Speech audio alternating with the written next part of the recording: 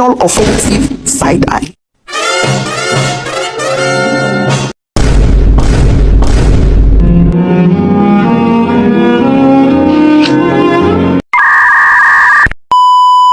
A few moments later.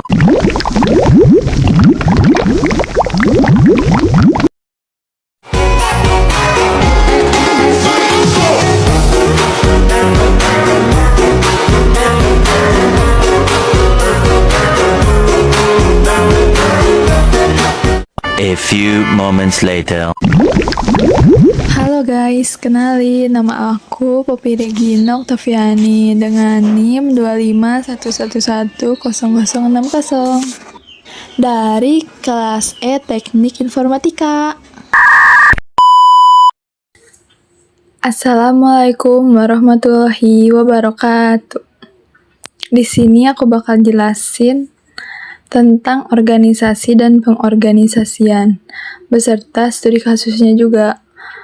Sebelumnya kalian ada yang tahu gak apa itu organisasi dan pengorganisasian? Kalau belum pada tahu, nanti aku bakal jelasin apa itu organisasi dan pengorganisasian. Kita hampir mati dan kau selamatkan aku dan ku menyelamatkanmu dari kita tak jauh berbeda tapi tambah the world. 拦着呀！ Nah, di sini aku bakal jelasin apa itu organisasi. Jadi organisasi itu sistem kerjasama yang bisa dilakukan oleh 2 orang atau lebih untuk berinteraksi agar mencapai tujuan bersama. Jadi kalau misalnya kita ngerjain tujuan itu sendiri tuh nggak bisa dinamain organisasi. Gitu kan? Secara kalau misalnya kita ngerjain secara individu itu kita punya keterbatasan masing-masing. Kalau misalnya kita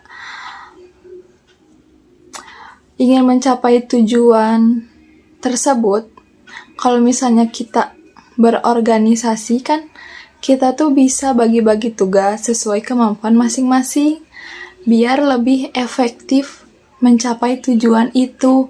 Nah, kayak gitu organisasi itu. Bakal kasih tahu apa aja sih unsur-unsur organisasi. Yang pertama ada tujuan, yang kedua ada anggota, yang ketiga ada struktur, yang keempat ada pembagian tugas, dan yang kelima ada wewenang. Nah, terakhir koordinasi. Nah, di dalam unsur-unsur yang tadi aku sebutin, mereka punya peran penting masing-masing ya.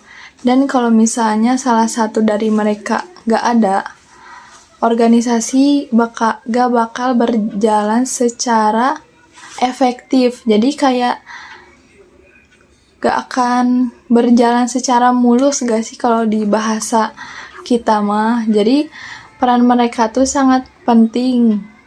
Gak boleh sampai gak ada kayak gitu. Nah, kalau pengorganisasian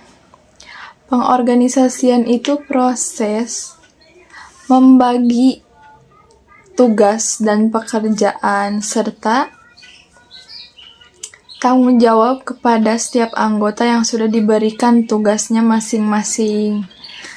Jikalau salah satu anggota tidak mengerjakan tugas tersebut, maka organisasi itu tidak akan berjalan secara efektif. Tapi kalau misalnya anggotanya pada mengerjakan tugas, itu akan bekerja secara efektif. Tapi memang harus dikerjakan tugasnya karena sudah diberi tanggung jawab masing-masing. Tujuannya itu adalah menciptakan keteraturan bekerja dan meningkatkan efisiensi. Jadi kalau misalnya keteraturan bekerja, jadi kita gak bisa seenaknya di tempat, mau dimanapun juga kita tuh gak bisa seenaknya karena sudah ada aturan yang harus kita lakukan. Manfaatnya itu ada memperjelas tanggung jawab, menghindari tumpang tindih pekerjaan, serta mempermudah pengawasannya. Studi kasus yang aku ambil itu apa? Tapi A few moments later. judulnya itu Karang Taruna Desa Sayati merencanakan 17 Agustus yang berupa banyak lomba-lomba, acara puncak, dan lain sebagainya. Next. Walaupun panitianya sudah dibentuk, kan tetapi acara tidak berjalan secara mulus karena banyak masalah dalam pengorganisasiannya. Apa sih masalahnya? Coba ya. Yang pertama ada banyak anggota panitia yang tidak tahu tugasnya masing-masing. Yang kedua, bekerjanya tumpang tindih. Yang ketiga, ada pembagian hadiahnya tidak sesuai. Dan terakhir, acaranya tidak berjalan sesuai dengan jadwal yang sudah ditentukan. Masalah tersebut terjadi karena apa? Karena yang pertama, tidak ada job deskripsi yang jelas. Yang kedua, koordinasi antar seksinya lemah. Yang ketiga, ketua panitianya tuh kurang pengawasan sama anggota panitia, mungkin karena kebanyakan. Tapi seharusnya bisa mengatur kan kalau memang ketua panitia. Yang keempat ada anggota panitia sebagian hanya menumpang nama, tidak melakukan tugas yang diberikan oleh panitia. Kayak numpang tenar gak sih kalau kayak gitu? Berikutnya ada tidak ada rapat, tidak ada rapat evaluasi.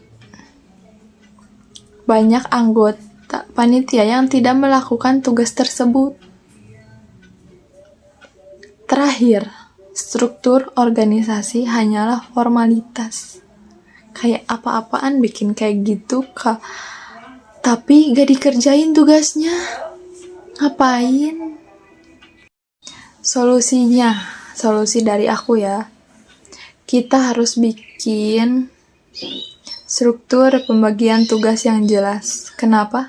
Karena kita tidak mau kejadian yang udah terjadi keulang lagi. Yang kedua, harus mengadakan rapat koordinasi secara rutin. Kenapa harus rutin? Karena kalaupun rapatnya cuma sekali, kita belum tentu akan menerap apa aja sih tugas kita. Terus jadwalnya, jamnya, tugas kitanya udah sesuai apa belum. Yang terakhir, kita harus menetapkan jadwal kerja dan melakukan pengawasan. Kenapa harus diawasi? Karena semisalnya nggak diawasi, belum tentu anggota panitia itu melakukan tugasnya tersebut. Kayak kalau misalnya ada ketua panitia, dia benar-benar mengerjakan tugas tersebut apa tidak, kan belum tahu di belakang ketua panitia beliau akan mengerjakan tugasnya apa tidak. Dari studi kasus dapat disimpulkan bahwa keberhasilan itu sangat berpengaruh apabila pengorganisasian itu baik. Tanpa adanya tugas dan koordinasi yang baik, tujuan organisasi itu sangat sulit tercapai. Sekian presentasi dari saya. Mohon maaf apabila ada kesalahan kata. Terima kasih atas perhatiannya.